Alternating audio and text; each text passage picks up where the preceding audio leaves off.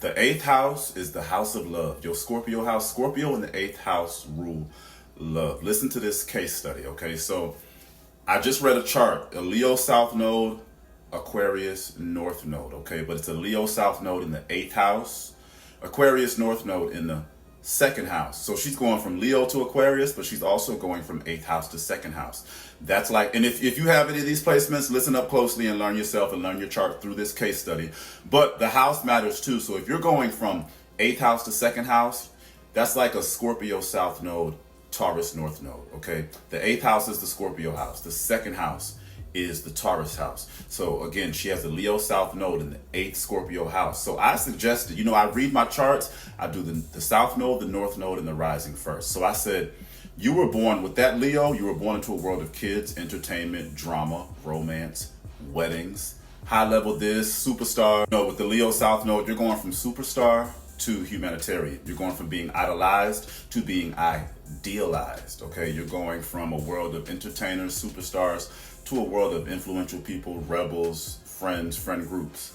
But you're going from eighth house to second house. I said you grew up in a world of marriage and divorce and explosive marriage and divorce drama. She said, oh my God, I've been divorced 3 or 4 times. My mom's been divorced 3 or 4 times. My dad's been divorced 3 or 4 times. She said explosive romantic fighting, power struggles, marriage, divorce. And my thing is, we know traditionally that the eighth house in Scorpio is the house of divorce. You cannot get divorced unless you get married. Divorce entitles you to alimony. Divorce entitles you to a joint bank account, okay?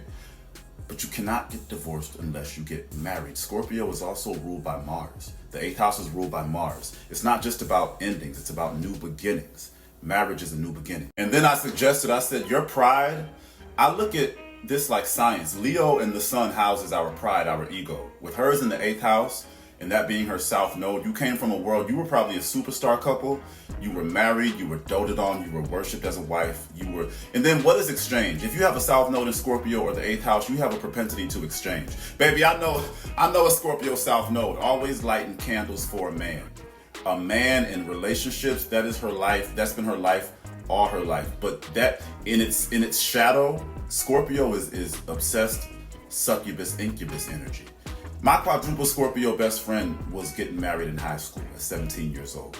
Look at Scorpio people. I always talk about Leonardo DiCaprio. He played in 2 movies about love and death, Romeo and Juliet and the Titanic. He died at the end of both of them. Scorpio rules death. And look at the expression of love. That's what Scorpio in us does for us. But with the Leo, and then she's a Leo, Sun, Moon, and Mercury, and South Node all in the eighth house. I said, your pride is felt when you got a babe. When you got a boo, if you don't have a boo, you feel like shit. She started crying. And then she's 53. 5 plus 3 is 8. She's in an 8 year. So that's why she contacted me, another triple eighth houser, to help her dig up that eighth house. And then she's in her 50s, 5. That's a decade of pride and ego. And she's looking for love and she wants love. And when it comes to Scorpio and eighth house placements, I don't say this from an empty vein. You know how many Scorpio and eighth house placements have broken down crying? 20-degree, 8-degree placements have broken down crying because I pinpointed their desire for love or all their marriage drama. Or a lot of Scorpios and eighth housers give so much but get nothing in return because that energy is built for love. She said, I just have a desire for love and I want it. And I give space for people to say that. I'm not the spiritualist that's going to try to fix you. I'm not the superficial spiritualist that's going to romanticize your traumas. I don't push that's fake superficial, love yourself, no matter how much you love yourself, you're going to want somebody else to come and love and hug and touch and feel all up on this. Okay, I go through it too. Like, damn, can I give me a boo or a bae? I'm real. I give space. I didn't realize how hard it is for people to give space. But she went off. She said, oh my God, I love myself. She's a triple Leo. She loves herself, she loves her children, but she wants somebody to share that self-love with. And she keeps dating, the typical narcissist, the one who takes. And I told her too, I said, men are weak, honey. A strong woman trying to date men, just the way men are positioned in this world. I tell a lot of women that outside of astrology, men are weak and they can't handle love. When you start to love a man, it scares him. And then we got to look at how men are bred, especially in this country. Heterosexual society is just a clusterfuck. But anyway, baby, this reading was amazing. She broke down. She said, I want love, and all I want is love so bad I have everything else. I just want love. And she's wanted love her entire life. You know what I said? I said, I'm so sorry that you're lonely. And that hurts. And we're going to look through your chart and try to figure out what we can do. And then I saw she had a 0-degree Neptune in the 12th house, a Neptune at a Neptune degree in the Neptune house. I said, oh, you got to build boundaries. I said, you see no wrong in anybody. You see the good in everybody. And I said, my Pisces North Node sees that too. And you'll never abuse anybody a certain way. You'll never not look at the world in its good, but you have to build boundaries. Because I had to say to myself, I'm allowing myself to be abused, giving consideration to somebody else's abuse. Just because I always know why, doesn't mean that I always have to allow it. And that was the first step to her starting to feel better and start to look at the course of her relationships. But with a quadruple Leo in the 8th house, your pride is felt through exchange. And then what is exchange? In what situations do we exchange on this earth? Marriage. That's one of the only situations. Roommates don't exchange. You pay your half, I pay mine. But marriage entitles you to exchange. And then her Neptune is retrograde. And she said something. That's why I let people talk in the reading, because I take your life and position it. This is your reading. That's the type of humility I have, because I learn so much when you talk, because I know the patterns of the signs, and I'll say, this is this is that. And then I'll say certain things when I delineate, and then I'll tap into your life without even knowing it. But she said, the closer I get to people, the worse they treat me, the further away I feel from them. I said, that Neptune retrograde. Because I've seen that in several different ways. I know a Neptune retrograde, the closer you get to that Neptune retrograde, the worse they're going to treat you. They treat people they don't know like gold. They treat everybody they do know like demons. It goes both ways. That's just like Scorpio. They may be the obsessed paranoid one, but they're going to attract obsessed paranoid. Especially if Scorpio has a Pluto in retrograde, they won't be obsessed and paranoid. They'll attract that in their Scorpio energy. But a Neptune retrograde, you can be the one, when you get closer to people, they treat you like shit. And then to boot, she had a Sagittarius rising at 20 degrees, which means her Gemini descendant is at 20 degrees as well. And I said, oh, Sag in a woman, that's a manhood, men. So in my head, I started thinking, okay, typically with Sag women, when they suffer trauma with men in their lives, they had a bad relationship with their father. But I don't project anything, especially negativity on people, okay? I don't box people in. But I asked her, I said, did you have a tumultuous relationship with your father? She said, yeah. I said, men are your karma this lifetime. And I don't rest on that. To me, telling you chose to be here, that doesn't help anybody. I don't tell anybody that. That's abusive. You chose your pain. That puts it all back on you. That's that negative Capricorn bullshit. I don't do that. But also, men are your karma, but the shit still hurts. So what can we do about it? Because you're not supposed to just rest in negative karma, but we all have negative karma to handle. But a Sag rising at 20 degrees, that's a Scorpio degree. And then she had 2 other placements at 20 degrees.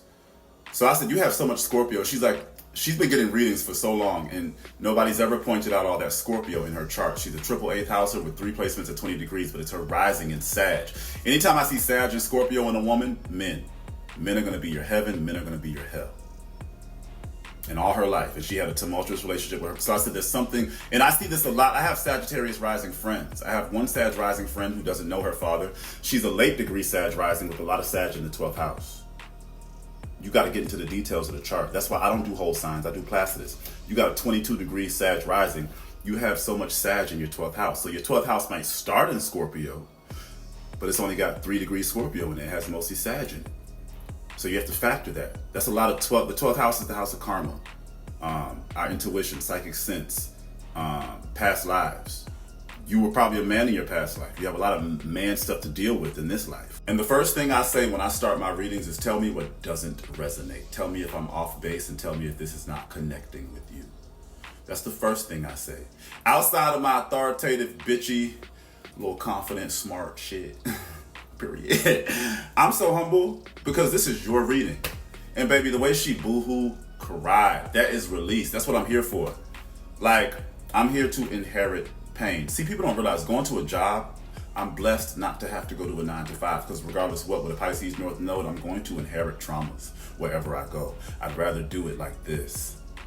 Baby, the way she cried and was like, why is my life like this with men? I said, you have some man stuff. Especially with a Neptune in Sag, man, at 0 degrees in the 12th house. And I said, does that resonate? She said, oh my God. She said, men have been hell my entire life. I said, we're going to work on it and we're going to try to fix it. But it was supposed to be that way, so don't feel like it wasn't. So back to that South Node in the 8th house. She's going from 8th house to 2nd house. Again, Scorpio South Node, 8th house South Node, you're a born lover.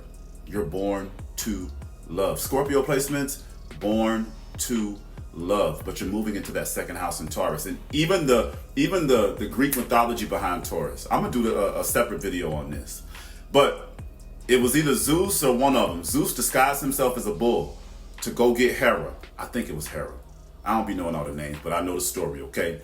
He went to get Hera, but he built everything first. He went to get Hera. You see how he opposed the Taurus with the 8th house exchange? But that goes to show you Taurus is about your own, building your own. So going from the 8th house to Taurus, going from Scorpio to Taurus, going from the 8th house to 2nd house, going from a Scorpio South Node to Taurus North Node, you're so used to exchanging. You have to learn how to build your own to exchange with, but you tend to exchange first.